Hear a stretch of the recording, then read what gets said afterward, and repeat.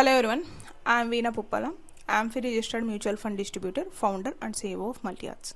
So ఈ వీడియోలో అయితే నేను మీకు క్లియర్గా రైట్ నౌ కరెంట్ ఉన్న మార్కెట్ సిచ్యువేషన్స్లో అసలు ఏం చేయాలి, panic selling, mainly panic selling అనే కాన్సెప్ట్ నేను ఎక్స్ప్లెయిన్ చేస్తాను. సో ఎలాంటి సిచ్యువేషన్లో మనకు ప్యానిక్ సెల్లింగ్లోకి వెళ్తామో అప్పుడు మనం ఎలాంటి మైండ్ సెట్ని తెచ్చుకోవాలి. ఇది బేసికల్గా mind set, mainly money mind set అని మీరు అనుకోవచ్చు. ఓకే, సో మీరు కనుక వీడియో ఫస్ట్ టైం చూసినట్టయితే డెఫినెట్గా ఛానల్కి అయితే సబ్స్క్రైబ్ చేయండి, ఎందుకంటే 1000 సబ్స్క్రైబర్స్ టార్గెట్ అయితే నేను పెట్టుకున్నాను. వితౌట్ యువర్ సపోర్ట్ అదైతే పాసిబుల్ అవ్వదు. So let's coming to the video. So నా దగ్గర నేనైతే ఇప్పటి వరకు అండి నేను స్టార్ట్ చేసి 2 months అవుతుంది.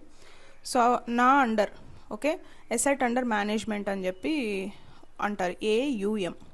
సో ఎవరైనా కానీ MFDs, మ్యూచువల్ ఫండ్ డిస్ట్రిబ్యూటర్స్ ఏంటంటే AUMని మేనేజ్ చేస్తారు, అసెట్ అండర్ మేనేజ్మెంట్. ఏంటి AUM అంటే, మీరు మెయిన్లీ మీరు ఇన్వెస్ట్మెంట్స్ చేస్తూ ఉంటారు కదా, మనీని టర్మినాలజీ టెక్నికల్ వర్డ్గా ఎసెట్ అని అంటారు.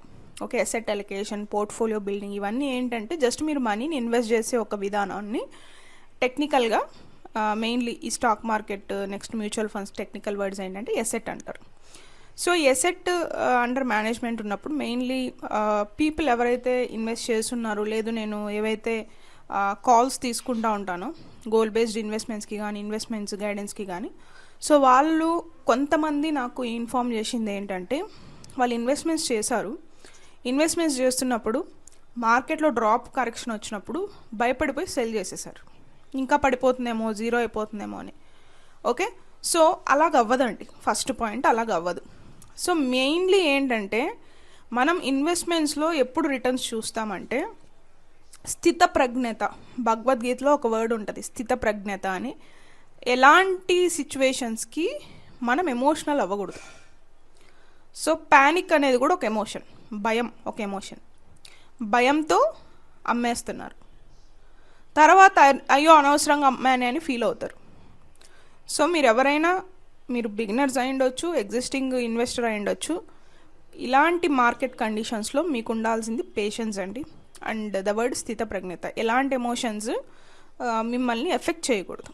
మార్కెట్ డ్రాప్లో ఉంది, నేను ఇన్వెస్ట్ చేశాను, నా పోర్ట్ఫోలియో డ్రాప్లో ఉంది, 1 day 18K పడిపోతుంది, నేను ఆల్రెడీ మీకు షార్ట్స్ చేసి చూపిస్తున్నాను కదా పోర్ట్ఫోలియో ఎంత చేంజ్ వస్తుంది మనకి అనేది.